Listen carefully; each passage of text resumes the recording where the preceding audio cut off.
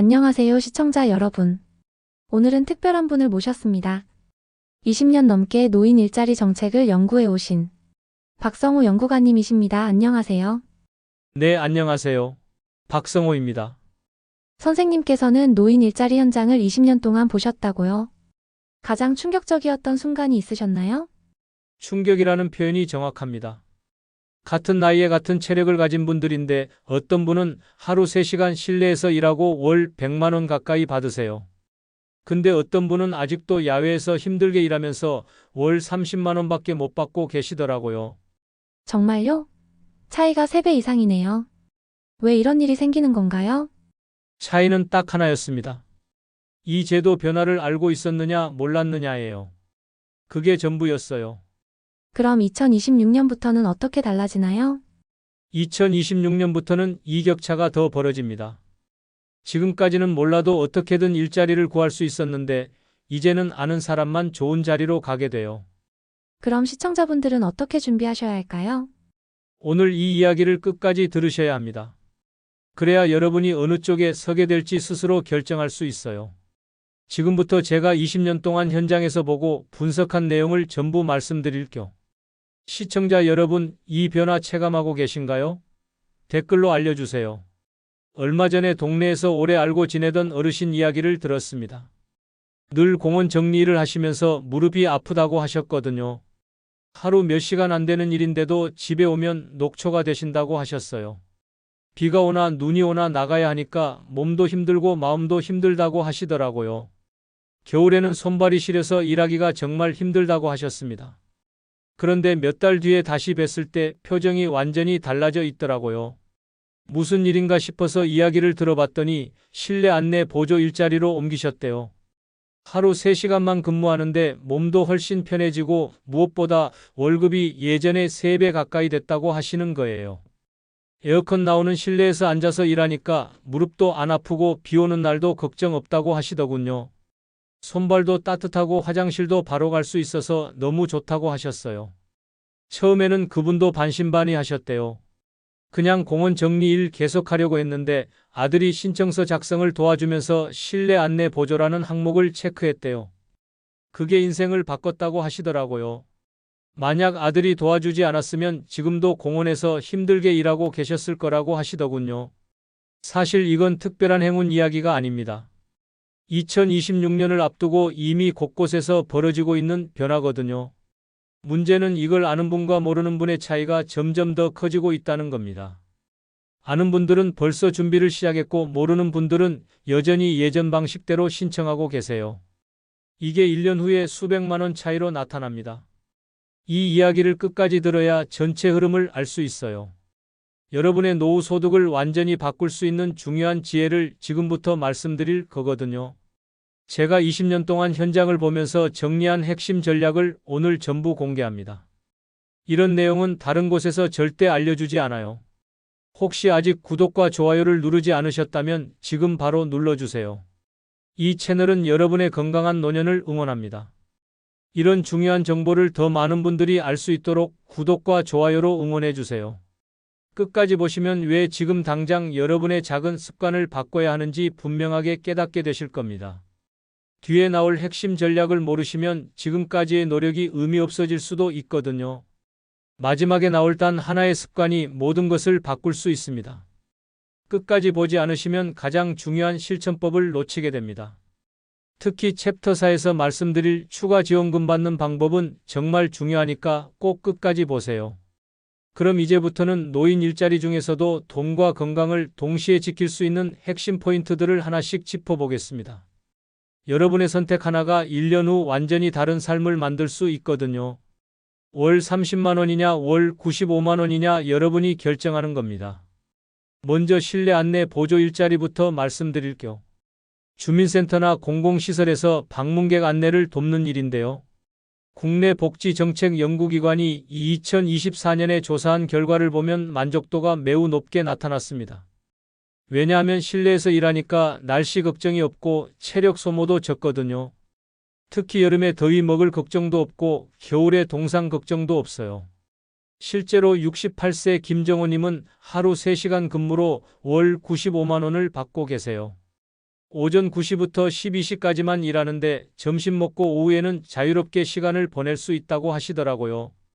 손주들 학교 끝나면 봐줄 수도 있고 병원 가야 할 때도 오후에 여유롭게 갈 수 있대요.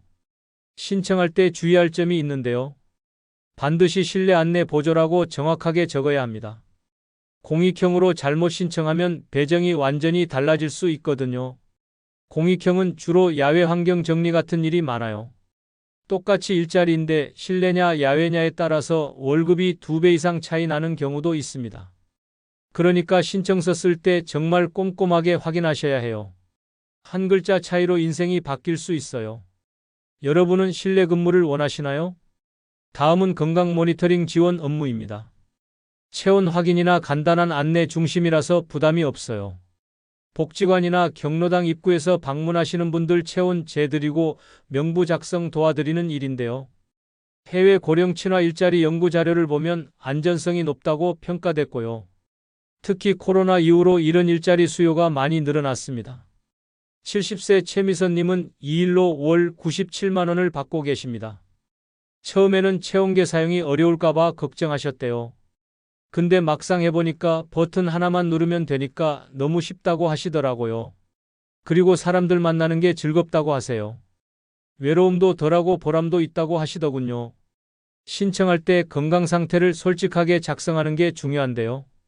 무리해서 가능하다고 적지 마세요. 나중에 배정받고 나서 못하겠다고 하면 오히려 불리해질 수 있거든요. 담당자 입장에서도 솔직하게 작성한 분을 더 신뢰하게 됩니다. 건강검진 결과 같은 것도 참고하시면 좋아요. 현재 체력으로 가능한 일을 생각해 보셨나요? 세 번째는 문화센터 실내 보조예요.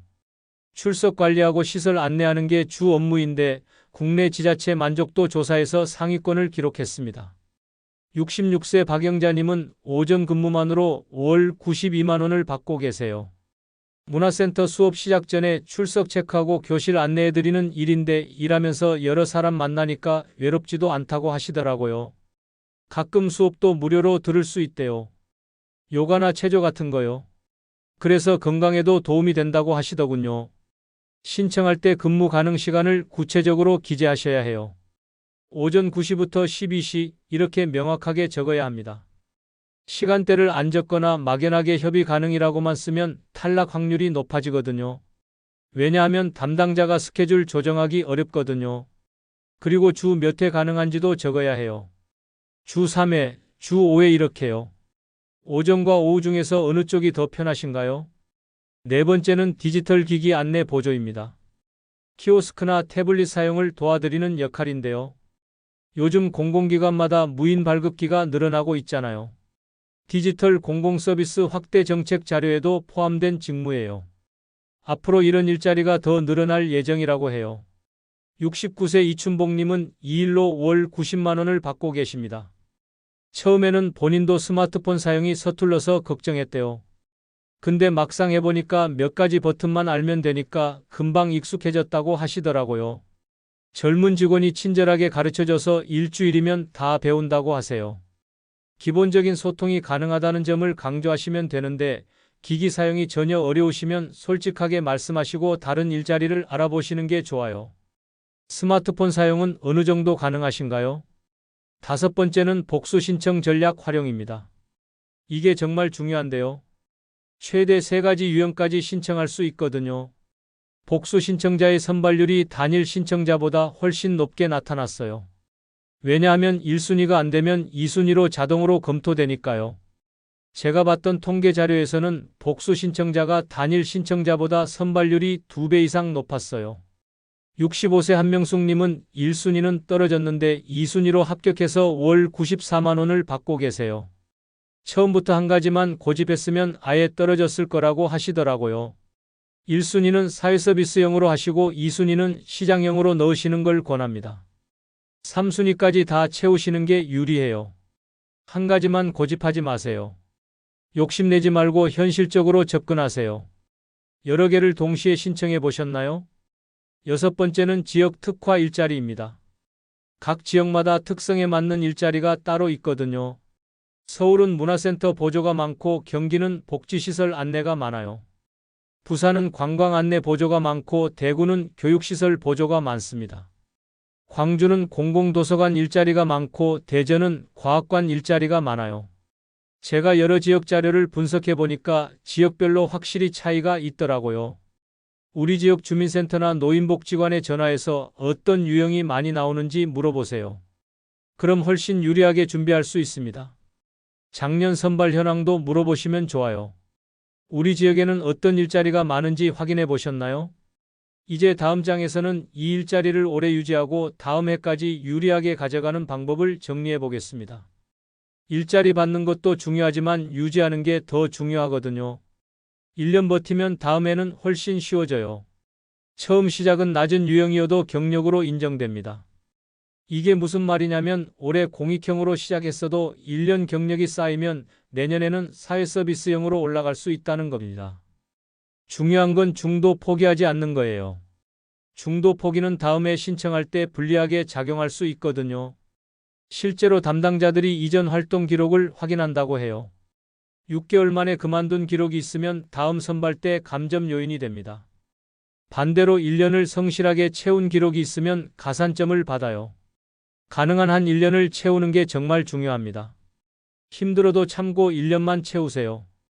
그럼 내년에는 훨씬 좋은 조건으로 올라갈 수 있습니다. 그리고 같은 일자리 재계약도 우선권을 받거든요. 지금 당장 시작할 수 있는 일자리는 무엇인가요? 지자체별로 추가 지원금이 존재한다는 사실 아셨나요? 기본 급여 외에 지역별로 추가로 주는 돈이 있어요. 예를 들어서 서울 강남구는 월 10만 원 추가 지원금이 있고 경기 성남시는 명절 보너스가 50만 원씩 나옵니다. 경기 수원시는 교통비 지원이 월 5만 원 있고 부산 해운대구는 식사비 지원이 있어요. 문제는 자동으로 지급되지 않는 경우가 많다는 겁니다. 신청을 따로 해야 하는 지역도 있고 조건을 충족해야 받을 수 있는 곳도 있어요. 구청이나 주민센터에 직접 문의하셔야 해요. 전화해서 노인 일자리 추가 지원금 있냐고 물어보세요. 있다고 하면 신청 방법도 물어보세요. 모르고 지나치는 분들이 정말 많거든요. 1년이면 수십만 원 차이 나고 어떤 지역은 100만 원 넘게 차이 납니다. 제가 아는 분은 3년 동안 몰라서 300만 원을 못 받았어요. 나중에 알고 얼마나 억울해 하시던지요. 우리 지역 추가 지원금 확인해 보셨나요? 근무 시간대 선택이 배정에 큰 영향을 줍니다. 막연하게 하루 종일 가능하다고 쓰면 오히려 불리해요. 왜냐하면 담당자 입장에서는 명확한 시간대를 원하거든요. 오전 9시부터 12시, 오후 1시부터 4시 이렇게 구체적으로 적어야 합니다. 시작 시간과 종료 시간을 정확하게 적으세요. 실제로 시간대를 명확하게 적은 분들의 선발률이 훨씬 높았어요. 담당자가 스케줄 짜기 편하니까요. 그리고 오전 시간대가 경쟁률이 낮은 편입니다.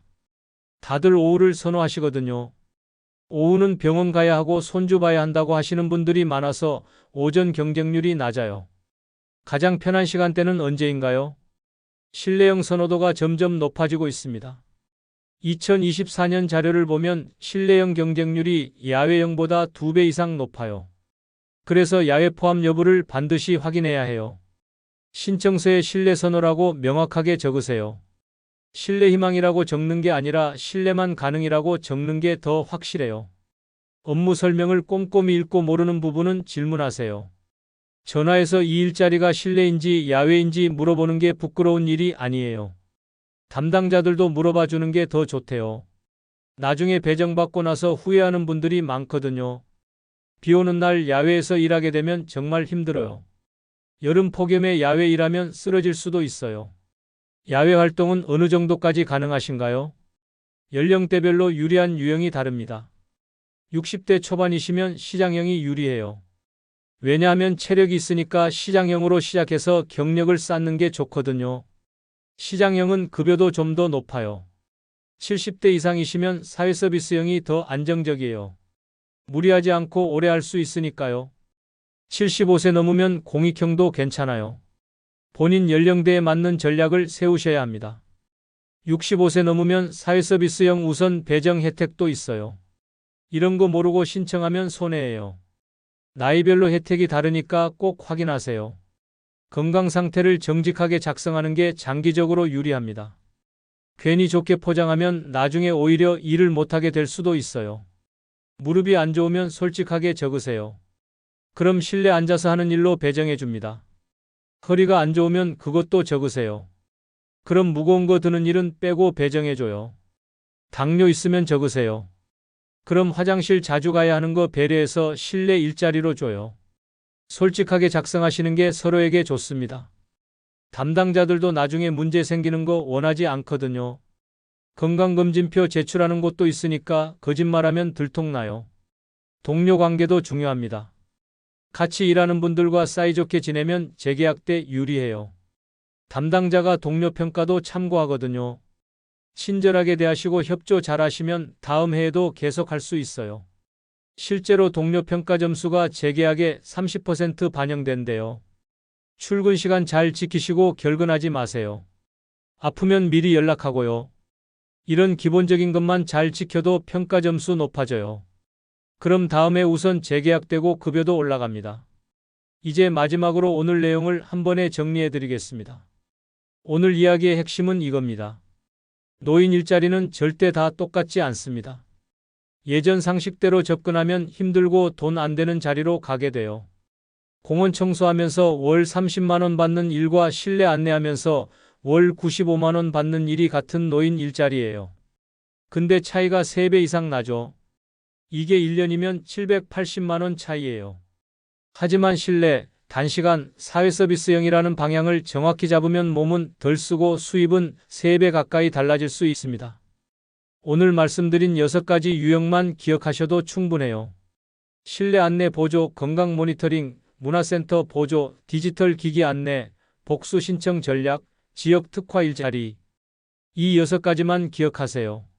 잘못 관리하면 1년 동안 수백만 원의 기회를 놓치게 되고 제대로 준비하면 생활에 여유가 생기고 건강도 지킬 수 있어요.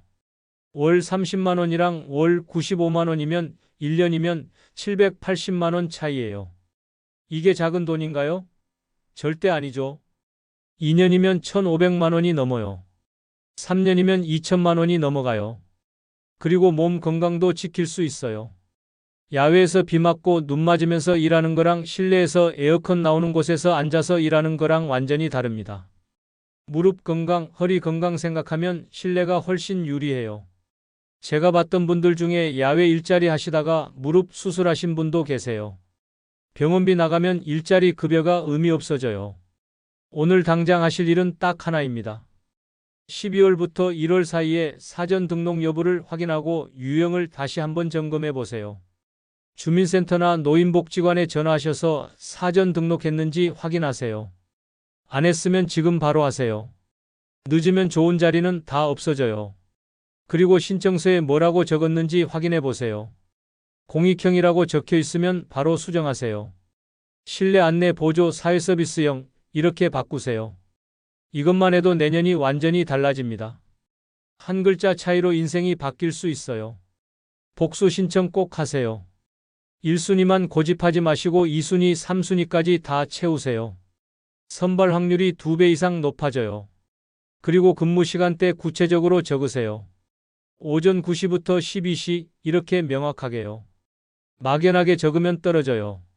추가 지원금도 꼭 확인하세요. 우리 지역에 추가 지원금 있는지 구청에 전화해서 물어보세요. 있으면 신청 방법도 물어보시고요. 1년에 수십만 원 차이 나는 거 놓치지 마세요. 다음 영상에서는 지역별로 특히 유리한 노인 일자리 유형을 더 구체적으로 알려드리겠습니다. 서울, 경기, 부산, 대구 지역마다 전략이 다르거든요. 우리 지역에서는 어떤 일자리가 경쟁률이 낮고 급여가 높은지 데이터로 보여드릴 겸 실제 합격 사례도 더 많이 소개해드릴 거예요. 그리고 신청서 작성 팁도 더 자세하게 알려드릴 겸 어떻게 쓰면 합격 확률이 높아지는지 실제 합격 신청서 보여드리면서 설명하겠습니다. 담당자들이 어떤 부분을 중요하게 보는지도 말씀드릴 겸 어떻게 신청서를 작성했고 어떤 전략을 썼는지 구체적으로 말씀드리겠습니다. 다음 영상도 꼭 보세요. 오늘 영상보다 더 구체적이고 실용적인 내용 준비했습니다. 여러분은 2026년 노인 일자리 어떤 선택을 하실 건가요? 실내형인가요? 야외형인가요? 사회서비스형인가요? 공익형인가요? 댓글로 여러분 생각을 남겨주세요. 그리고 궁금한 점 있으면 질문도 남겨주세요. 제가 아는 한 최대한 답변 드리겠습니다. 우리 지역 추천해달라고 하셔도 돼요. 댓글 기다리겠습니다.